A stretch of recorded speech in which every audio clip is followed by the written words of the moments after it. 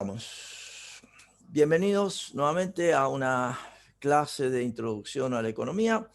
Hoy vamos a analizar el concepto de ciclo económico y las políticas económicas asociadas y veremos luego cómo incide esto en el primer modelo de oferta y demanda agregada. Entendiendo el ciclo económico, como ya lo hemos planteado, como esa pausa de expansiones más o menos regular, de expansiones y contracciones que sufre la actividad económica a lo largo de la tendencia de largo plazo. Esta idea del ciclo económico no es ni más ni menos que la observación, el análisis de un conjunto de indicadores como los que ya hemos estado analizando, pero también se le suma el comportamiento de las empresas, el comportamiento de las decisiones tanto de las familias en términos de consumo como de las empresas en términos de inversión, las situaciones de cierre, aperturas de comercio. Todo esto le da forma a esta, digamos, construcción a lo largo del tiempo que nos permite identificar algunas fases concretas. Las fases simplemente tienen el principio de un inicio, pongámonos en este momento en la Argentina, en realidad después de la caída del año pasado, se supone que este año, de alguna manera, va a significar una recuperación de la actividad económica. El planteo que hace los distintos análisis nos llevan a algo de 5,5, 5,5% de crecimiento de la actividad económica. Entonces estaríamos en un proceso de recuperación.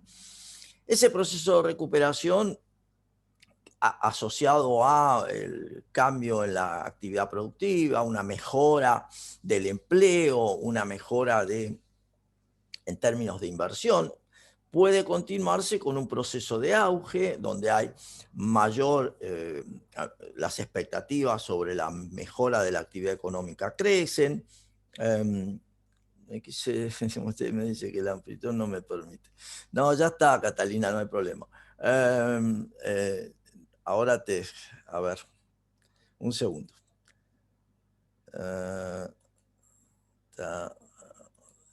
Listo, ya está. Entonces, una posibilidad de auge a posteriori y eso tiene un efecto que es el final de un ciclo. Ese final del ciclo es la cima, el punto máximo, donde termina el proceso expansivo y comienza el proceso recesivo. El proceso o de contracción económica. El proceso recesivo, que está asociado a expectativas negativas por parte de la población sobre lo que viene, menos consumo, menos actividad económica. Para poder identificar que existe una recesión, tienen que transcurrir 2 trimestres consecutivos con una caída del Producto Interno Bruto de la economía. Esta es la definición técnica. 2 trimestres consecutivos de caída nos muestran que hace 2 trimestres comenzó una recesión, ¿sí? Entonces ahí ya tenemos una caracterización. Esa recesión generalmente van luego, si empeora la situación, esto va a estar asociado a procesos como lo vimos en los años 30 del siglo pasado, bueno, nosotros nos ha pasado también como situaciones de crisis, como situaciones de depresión, y eso tiene un final del cuento, digamos, en el término del proceso depresivo o de caída, con la llegada de la cima, con ese, o valle, donde termina ese proceso recesivo y comienza nuevamente un proceso expansivo.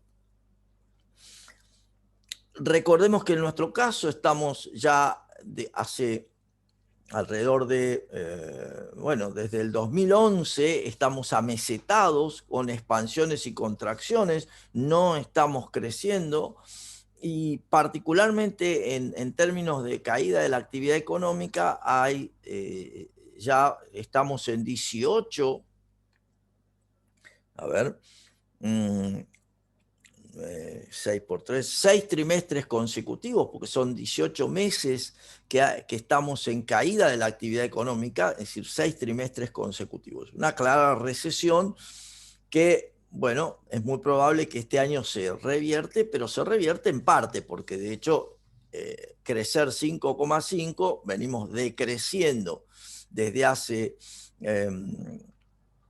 digamos, el año pasado cayó la economía a 9,9% y el anteaño también había caído la economía, entonces estamos en una recuperación frente a esa caída. Simplemente para tener una idea, este es un comportamiento de los últimos años, entre el 2012 y 2016, para visualizar que nuestras subas y bajas, expansiones y contracciones de las distintas actividades que conforman, es decir, las actividades de comercio exterior, el consumo de la familia, la formación bruta de capital que refleja las inversiones, el comportamiento del PBI, fíjense que el comportamiento del PBI baja, luego sube, luego baja, bastantes trimestres de caída, fíjense en la continuidad de la caída, después un levante en el 2014, 2015, luego una caída, 2016, luego viene el periodo del presidente Macri. ¿Será que hay menos demanda de los bienes y servicios? Me dice Nico. Sí, la recesión tiene que ver con un conjunto de comportamientos donde lo vamos a ver ahora, pero las interpretación, las decisiones de los agentes económicos son de no gasto, vamos a decirlo así, y están asociadas a la interpretación que se hace del contexto económico en el que nos movemos. Tiene que ver con la creación o no de empleo, tiene que ver también con las posibilidades de inversión. Entonces hay un conjunto de situaciones. Una de ellas, como dice Nico, es el tema de la menor demanda, pero ese es uno más de los temas, porque no hay inversión, no hay entrada de capitales, no hay generación de empleo. Bueno, hay un conjunto de situaciones que se asocian al proceso recesivo. Para todo esto, entonces, la pregunta es, bueno, perfecto, en función del ciclo económico, ¿qué hago como gobierno? ¿Qué puedo hacer? Bueno, están los que dicen que nada, no puede hacerse nada, porque en definitiva el ciclo económico es un comportamiento natural de los agentes de la economía que se rigen por la mirada del contexto, y otro conjunto digamos, de economistas, parte de la teoría, que dice, no, bueno, si el Estado puede intervenir. Bueno, entonces en función de esa lectura, podemos ver que hay distintos tipos de políticas según que enfrenten las situaciones de la demanda o las situaciones de la oferta agregada.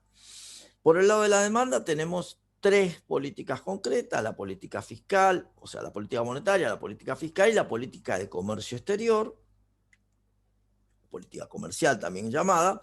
Y por el lado de la oferta tenemos las políticas vinculadas a las rentas de los individuos y a los aspectos estructurales de la economía. Ahora vamos a revisar algunas de estas Profe, cuestiones. Sí. perdón, da una consulta media externa a esto. Ponerle acá en Argentina, lo mejor no sería poner empresas para dar empleo a los trabajadores. Siempre va a ser lo mejor. La pregunta que vos te tenés que hacer es si vas a abrir una empresa.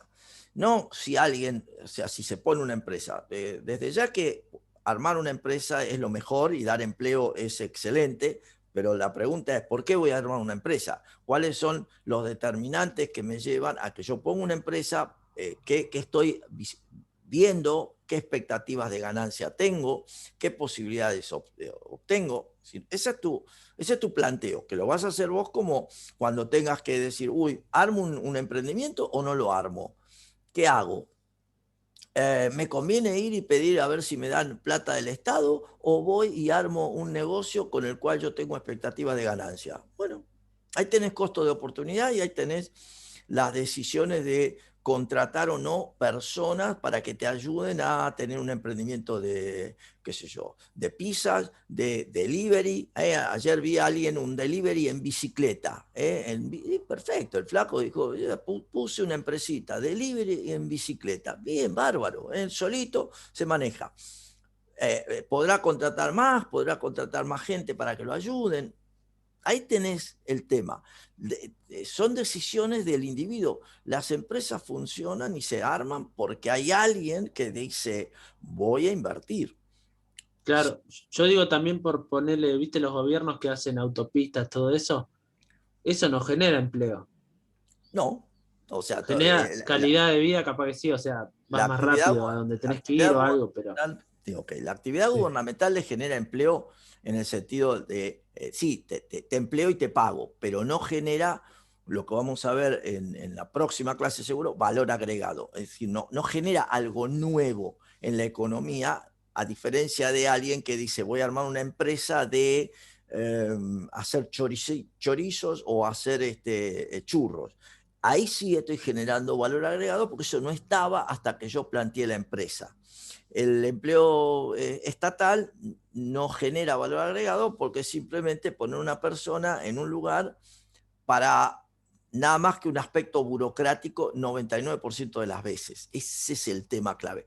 Ojo, yo acá, vos delante tuyo tenés a alguien que particularmente es un empleado estatal, pero la diferencia es que esto es un servicio educativo que tiene que ver con una prestación de servicio, porque en definitiva la universidad es una empresa, entre comillas, es una organización, es una empresa. No es estrictamente un ministerio, ¿no? Es la diferencia. Soy un empleado del Estado, en este caso, porque me contrata el Estado para brindarles a ustedes el servicio educativo. Pero después de cada clase hay algo nuevo en la economía, la clase. La clase y el conocimiento asociado. Le podrá gustar, no te podrá gustar, eso es otra historia. Pero eso es algo nuevo que no estaba antes de empezar la clase. Por lo tanto, se generó valor agregado, se generó algo que no estaba. Esa es la diferencia, ¿no? Para entenderlo por ahí en el empleo público a secas o esto, que también es un empleo público, no puedo decir que no. Igual yo también trabajo con universidades privadas. No es un empleo público, pero la cuestión es exactamente lo mismo. Generás claro, valor a partir de el servicio que estás prestando. Esa es la idea clave, ¿sí? Entonces, perfecto. todo eso sirve para armar el concepto del sistema macroeconómico con el clima, con todo lo que pasa, el clima, la natalidad, la tecnología, la productividad de los factores que se utilizan.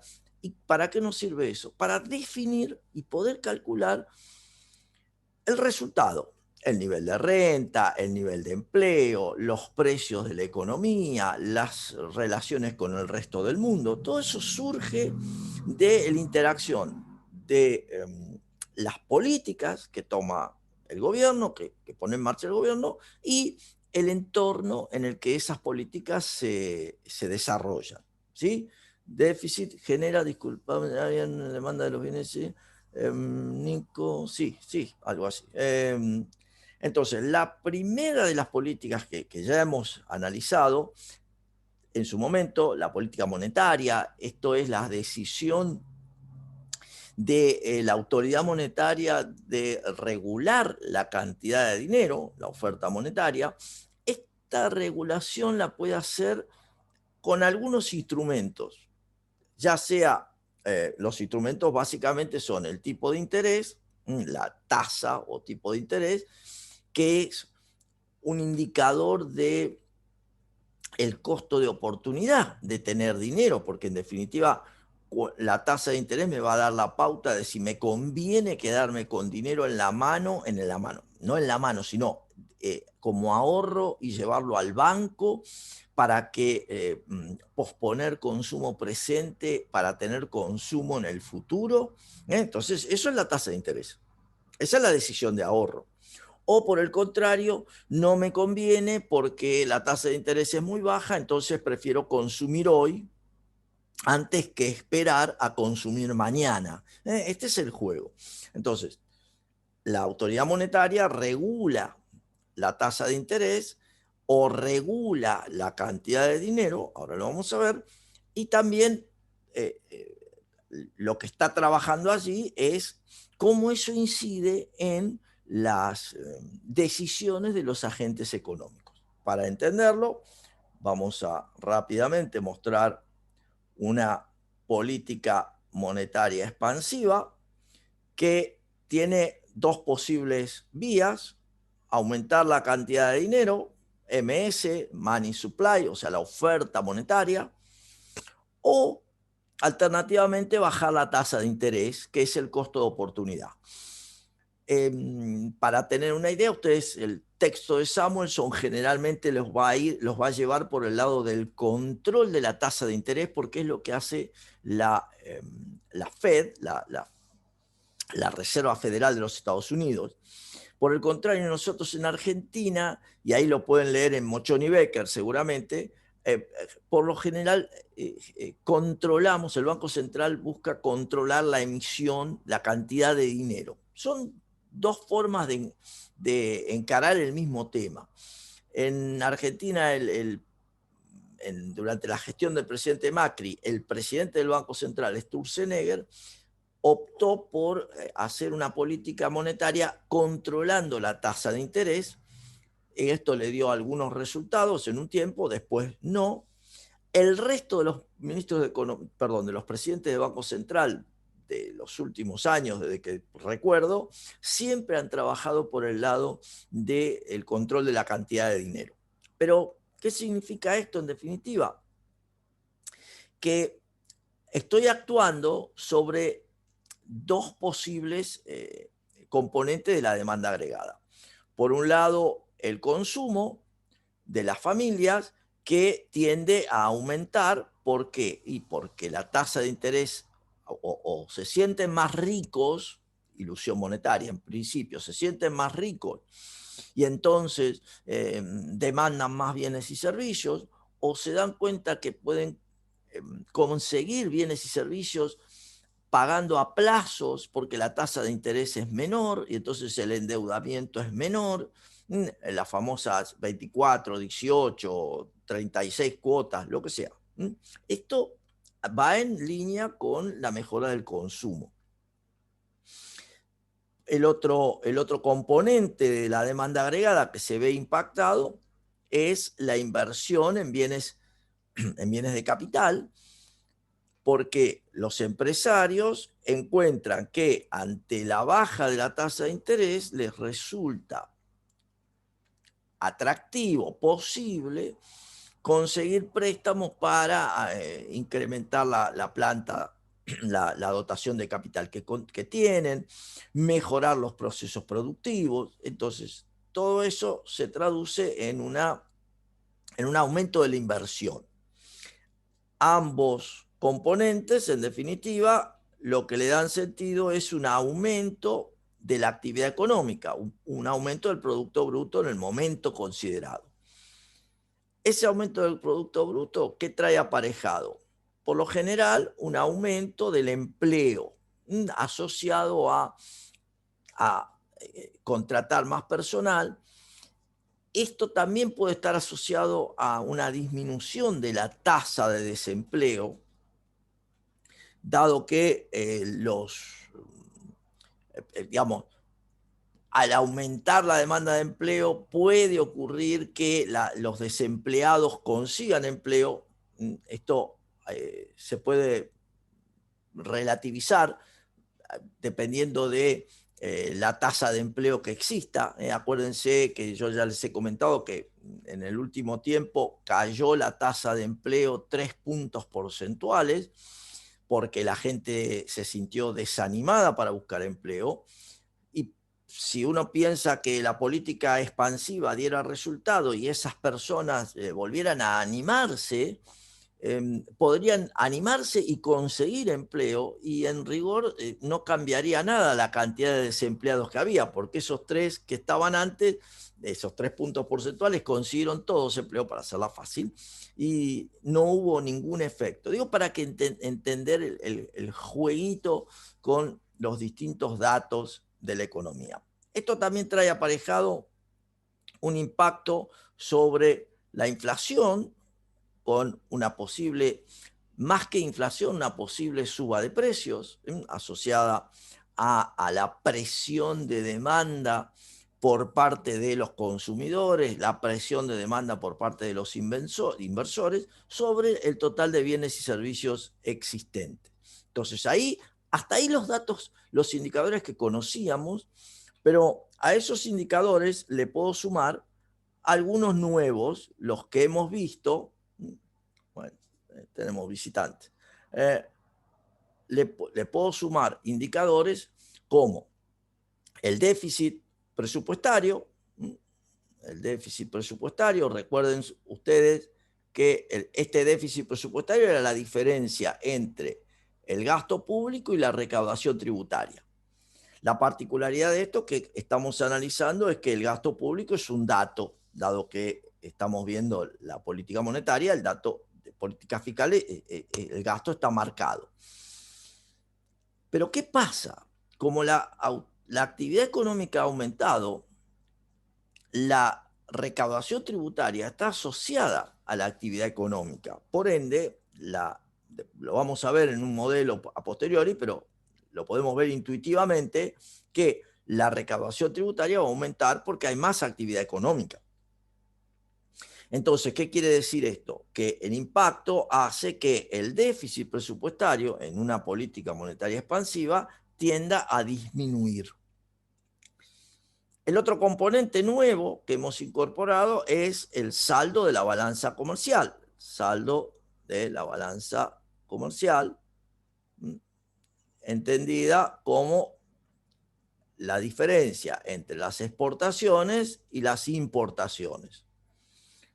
Las exportaciones son un dato, porque es lo que nos compra el resto del mundo, pero las importaciones, se dan cuenta de nuevo, si la actividad económica está expandiéndose, vamos a requerir, como mínimo, insumos, que en gran parte de esos insumos son importados.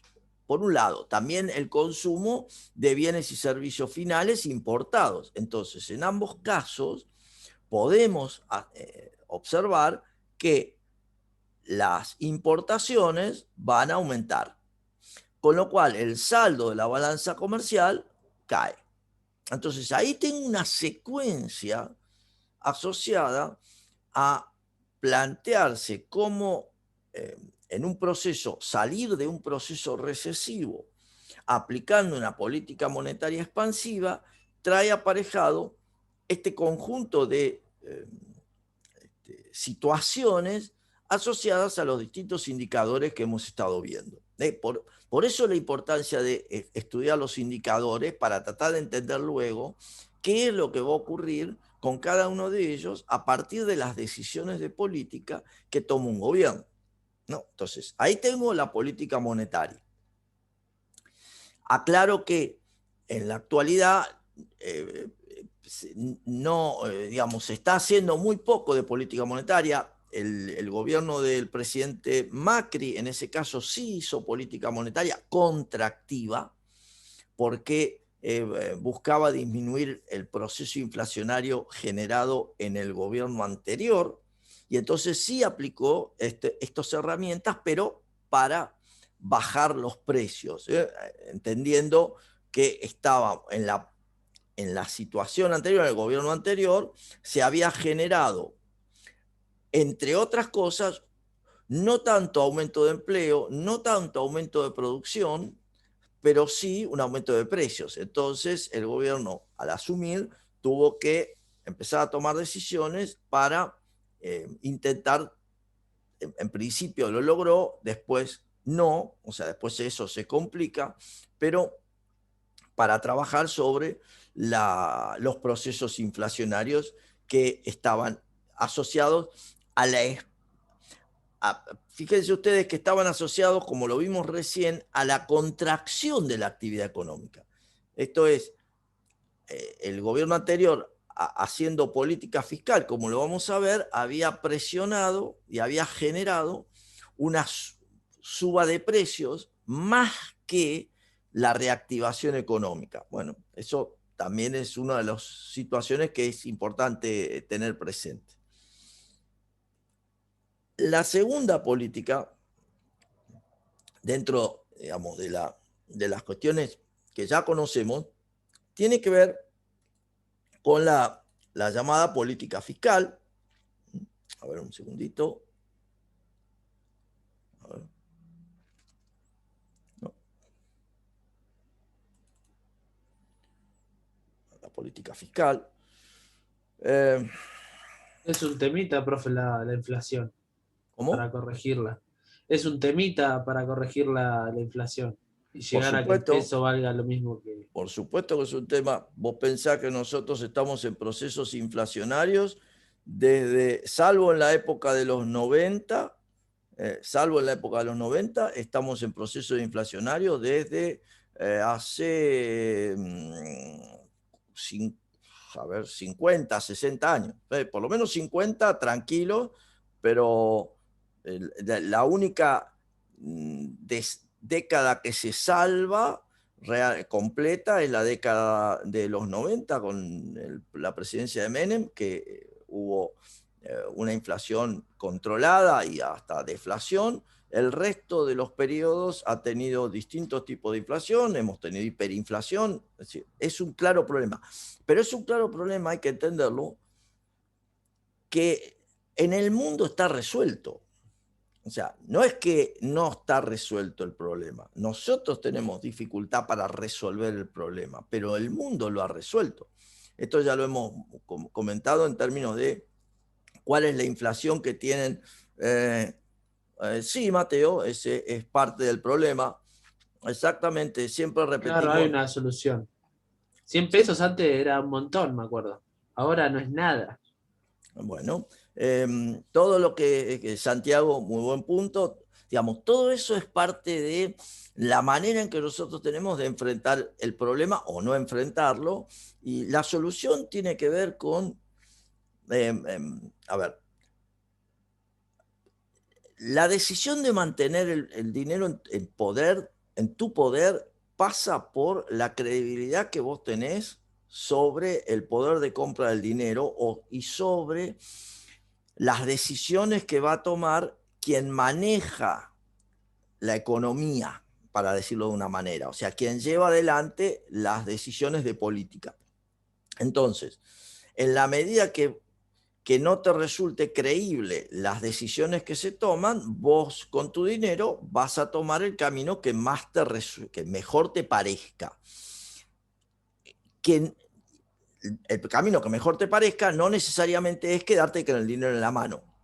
Porque si decidieras quedarte con el dinero en la mano es porque vos confías en el poder de compra que va a tener ese dinero en el futuro.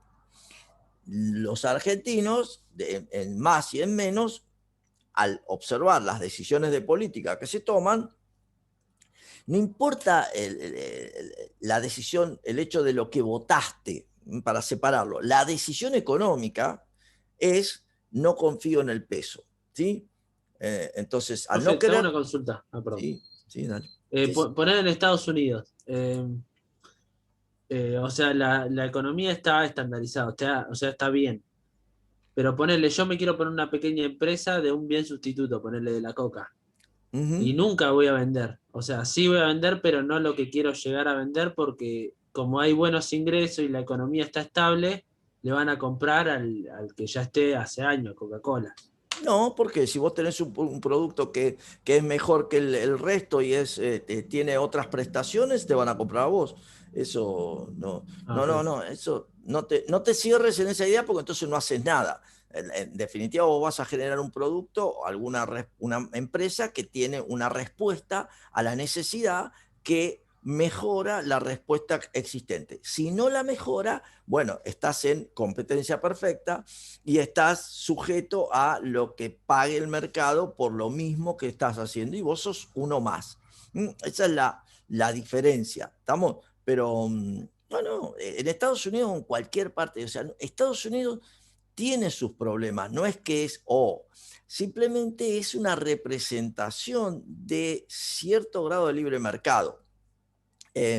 Canadá tiene también libre mercado,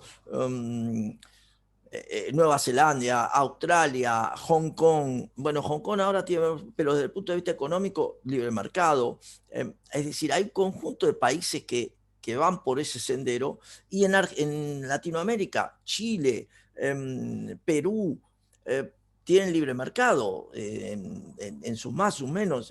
Colombia tiene sus cuestiones, pero tiene libre mercado. Bueno, esas situaciones, por eso digo, no hay que irse más lejos, uno puede ir cerca. Uruguay más o menos, es más cercano a nosotros, pero en las nuevas autoridades apunta más a retomar la idea del libre mercado en general, ¿sí? Entonces, sin perjuicio de que sean liberales o no, pero sí la apertura de los mercados, que el liberalismo es digamos, una concepción, una ideología, no es solo el hecho económico, digo, para marcar la diferencia, pero eso permite la competencia. Entonces, mientras se permita la competencia, se permita el libre juego de los actores, ahí vas a estar cercano a la concepción de libre mercado. Liberalismo es un concepto completo que tiene que ver con las decisiones de política y con las decisiones económicas y con la sociedad, con cómo se interpreta al hombre. Eso es una concepción filosófica. El libre mercado es el hecho de los sistemas económicos como lo hemos conversado, ¿sí? Entonces, volviendo a las políticas, lo que tenemos es la política fiscal, entendida como el accionar del gobierno en términos de el gasto público y la recaudación tributaria. Cuando nos planteamos una política fiscal de tipo expansiva, para seguir con la idea, una política fiscal expansiva puede tener dos formas de llevarse adelante, como aumento del gasto público, por un lado, o como reducción de los impuestos por el otro. Cuando pensamos en el aumento del gasto público, directamente es un componente de la demanda agregada y es un componente que incide en la mayor actividad económica porque es una decisión discrecional del gobierno. Voy a gastar, voy a contratar gente, como decíamos hace un rato, voy a hacer un camino, qué sé yo, Eso es una decisión discrecional. Entonces, eso impacta directamente en el Producto Bruto del año considerado. La otra forma de trabajar, que es la disminución de los impuestos, es una forma indirecta, porque la disminución de los impuestos impacta de dos maneras, o sea, impacta en las personas de dos maneras. Una es que la gente decida aumentar el consumo, por lo tanto eso se traduce en un aumento de la actividad económica. Me gasto, me bajaron los impuestos, no sé, 5% y me los gasto. Me devolvieron el IVA, me los gasto. Esto es una decisión bastante cercana a la que los argentinos solemos hacer las veces que nos han devuelto los impuestos. Pero otra forma de ver la situación es que aumente, digamos, que las personas aumenten el ahorro. Es decir, saving, aumenten el ahorro. Este es un comportamiento, trayendo lo que decíamos recién de los Estados Unidos, de los norteamericanos. El año pasado Trump les devolvió impuestos, o al anteaño les devolvió impuestos a las personas, El año pasado se les dio ayudas como el IFE en Argentina. Este año Biden también les ha dado ayudas. ¿Y qué hicieron los norteamericanos en general? Compraron acciones, compraron bonos, es decir, ahorraron. A diferencia del comportamiento nuestro, que o nuestro o más común, que es, bueno, me lo gasto. Entonces, ese comportamiento de ahorro no va en ayuda de la mayor actividad económica. Es por eso que los gobiernos, en particular nuestros gobiernos, han optado siempre por el camino del gasto público, porque es algo que manejan, directamente lo están manejando. Ese es el gran tema. Entonces, a partir de ahí, tengo un aumento del empleo, como hemos comentado, es básico analizarlo. Un posible aumento de los precios, también por la presión de demanda. Y acá tenemos el efecto sobre el déficit presupuestario, que ahora tenemos que analizarlo de la siguiente manera. Fíjense que el gasto público está aumentando, por lo tanto voy a tener un mayor gasto público, ahí. Pero también hay más actividad económica, por ende voy a tener una recaudación tributaria que aumenta. Entonces, ustedes dirán, bueno, ¿cuál es el resultado? No es intuitivo en este momento, lo voy a demostrar a partir de un modelo más adelante, pero en principio lo que está ocurriendo es que el gasto, o sea, el déficit que se genera es superior, o sea, no se contrae, gasto más que lo que termino recaudando. Esto es lo que vamos a demostrar, por ahora simplemente es un comentario, pero lo que termina ocurriendo es que el déficit aumenta, a diferencia de la situación de política monetaria. Entonces, esto es un punto. Y el otro punto es el saldo de la balanza comercial, donde las exportaciones son un dato, y de nuevo, sí, como aumenta la actividad económica, las importaciones van a aumentar de manera tal que el saldo de la balanza comercial disminuye. ¿Qué significa eso? Que entran menos divisas al país. O sea, las divisas que salen, perdón, las divisas que entran por exportaciones frente a las divisas que salen por importaciones, el resultado neto es que tenemos menos divisas que en la situación anterior. Esto impacta en las reservas que tenemos disponibles para, como gobierno, para hacer cosas. O sea, vamos a tener menos reservas. Entonces, ahí tengo las dos políticas principales. El ahorro, Luciano, sí, la S es de ahorro, si tu pregunta. Las dos políticas principales, pero como decía, teníamos una tercera política que es vinculada a la demanda, la política comercial, comercio exterior, que tiene varios instrumentos para ser llevada adelante.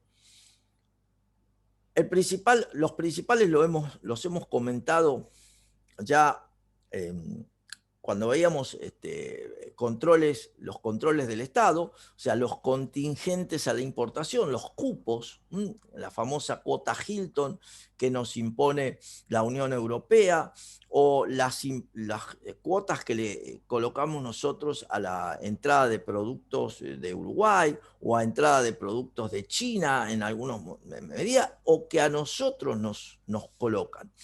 ¿Por qué es esto? Bueno, recordemos que la idea de la cuota no es ni más ni menos que establecer una digamos, situación en el mercado donde oferta y demanda, tenemos impuestos hasta para respirar en Argentina. Sí, lamentablemente sí, Mateo, tenemos 160 impuestos y esto es una locura. La oferta con cuota genera, en lugar del el precio de equilibrio, la situación de equilibrio, el punto E, genera una situación de un precio superior con una cantidad 160 por lo pronto, o serán algunos más, pero Todavía 170 creo que no, Facundo, pero lo revisamos si querés. Entonces, la situación es un precio mayor para los bienes importados de manera tal que no afecten o sean menos competitivos respecto a la producción local. Generalmente la idea de la cuota es eso, es evitar, es evitar que la competencia extranjera impacte sobre los productores locales de un bien que tiene similares características. Entonces de allí viene la cupificación o el concepto de cuotas. El segundo instrumento que tenemos son los llamados impuestos aduaneros, aranceles a la importación con el fin de establecer un precio por encima, es decir, impactando sobre el precio. Pueden ser impuestos de cuantía fija, recuerden, pesos por unidad producida o unidad importada, o impuestos ad valorem, que son una proporción sobre el valor del bien. Un arancel, por ejemplo, del 50% a la entrada de vehículos de alta gama. Entonces los vehículos de alta gama, que pueden valer, no sé, $20.000 en el mundo, acá van a salir de movida $30.000, porque tienen un arancel del 50%. ¿Sí? Entonces son $10.000 más por el mero hecho para hacerlo más, dificultar la entrada del bien, hacerlo más caro. Pero hacerlo más caro con fines de nuevo, de establecer una barrera para que los productores locales puedan comerciar sus productos que son similares. Entonces ahí aparece el concepto de arancel. Normalmente se han establecido aranceles para los productos tecnológicos, favoreciendo el desarrollo de la producción en Tierra del Fuego, por ejemplo. Aranceles para la importación de ropa, favoreciendo el desarrollo de la industria textil y, en definitiva, la confección en Argentina, con sus más y sus menos, y productos industriales en general. Entonces, el arancel tiene ese efecto, es un efecto de crear una barrera en precios para la entrada de los bienes. En países como Chile, por ejemplo, que siempre han requerido de bienes importados, tienen un arancel uniforme. Es decir, todos los bienes pagan aproximadamente la misma alícuota para que no haya diferenciación. Nuestro caso es diferente. Nosotros tenemos aranceles diferenciales, lo cual genera distintos incentivos a importar insumos o importar bienes finales según cuál sea el recargo que cada uno tiene. El otro lado de este instrumento impositivo son las retenciones que se colocan sobre el producto exportable. ¿Por qué son retenciones? Bueno, porque se le cobra al productor local una tasa sobre el bien que exporta. Tienen retenciones los productos agrícolas, especialmente la soja, el maíz, el trigo, algunos productos industriales también. Originalmente la idea de la retención surge cuando los países se dieron cuenta que la explotación de recursos naturales no renovables generaba la salida de algo que nunca más se iba a recuperar. Entonces, en función de eso se pensaron las retenciones sobre, originalmente, el petróleo, los productos de la naturaleza, no de la naturaleza, los productos vinculados al debajo de la tierra, es decir, lo no renovable, petróleo, minerales. Allí aparece la idea de la retención. Hasta que en Argentina, en los años 80, en la presidencia de Alfonsín, si mal no recuerdo, se incorpora la idea de retención al campo, a productos agrícolas, para que devuelva el campo a partir de la explotación el uso de la tierra. Es una cuestión un poco extraña, pero parte de ese fue el argumento. Esto luego, con la venida de la presidencia de Menem, se quita y se retoma en los años, a partir de la presidencia de Kirchner, o sea, a partir de la presidencia de Duhalde, cuando la crisis económica genera un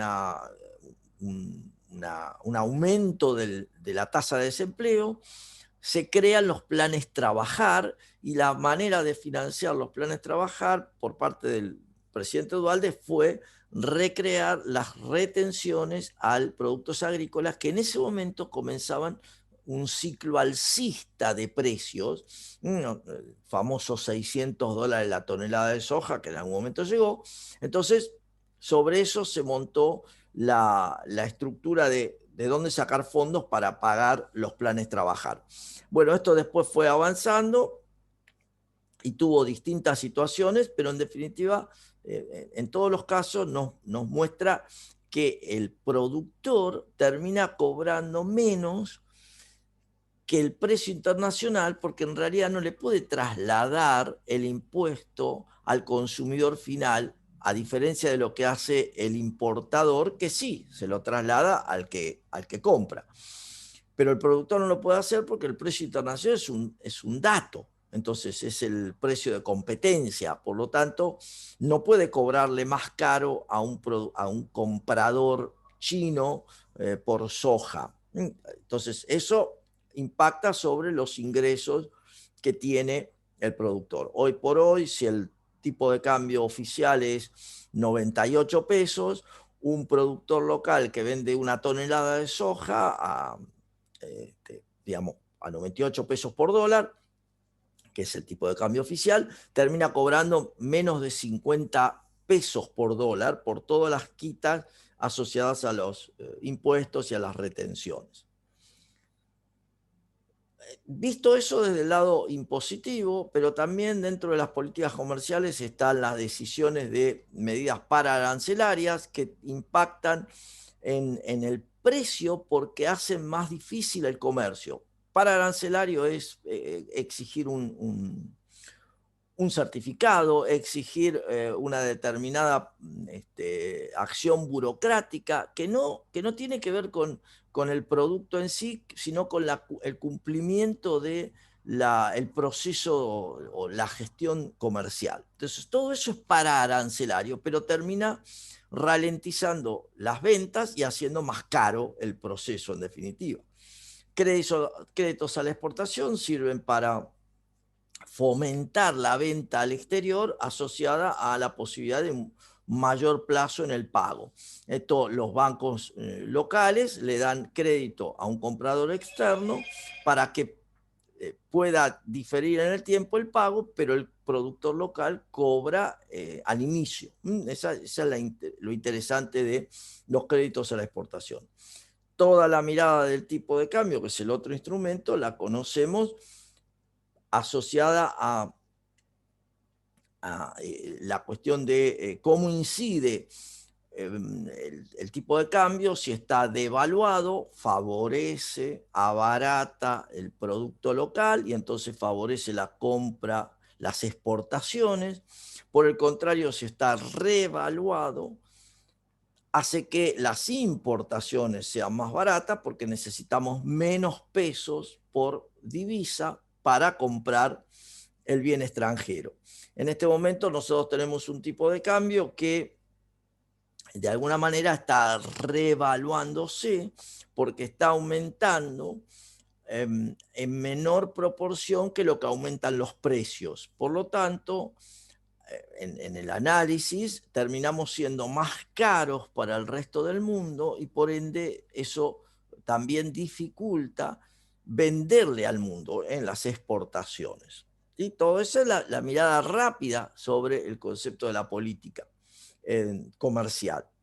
Por el lado de la política de rentas, lo que tenemos es el impacto sobre la oferta agregada, es decir, la manera en que mejoramos la distribución de la riqueza, la manera en que trabajamos sobre la calidad de vida de los residentes, o sea, en nuestro caso de los argentinos. ¿De qué manera se trabaja?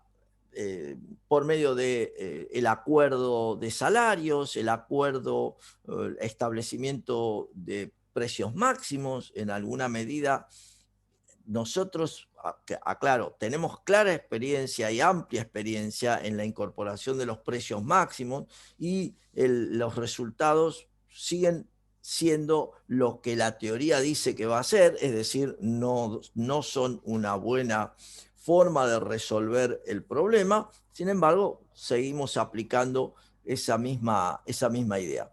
Sí, Nicolás, las retenciones son las del campo. Me tengo que retirar, hasta luego, buen fin de... Y ya, sí, está bien, Sofía. Sí, ya estamos cerrando. Bueno, todo el tema de cómo mejorar la distribución del ingreso, en definitiva, tiene que ver con los subsidios, con las asignaciones universales por hijo, las distintas ayudas que le damos a los componentes de la sociedad, y también con la incorporación de políticas impositivas que sean progresivas. A mayor nivel de ingresos, mayor es la alícuota, pero ya hemos visto también que esas políticas en algún momento se vuelven en contra. Por ejemplo, cuando les planteamos a los trabajadores que trabajen más horas, y el resultado termina siendo que si trabajan más horas van a cobrar menos, porque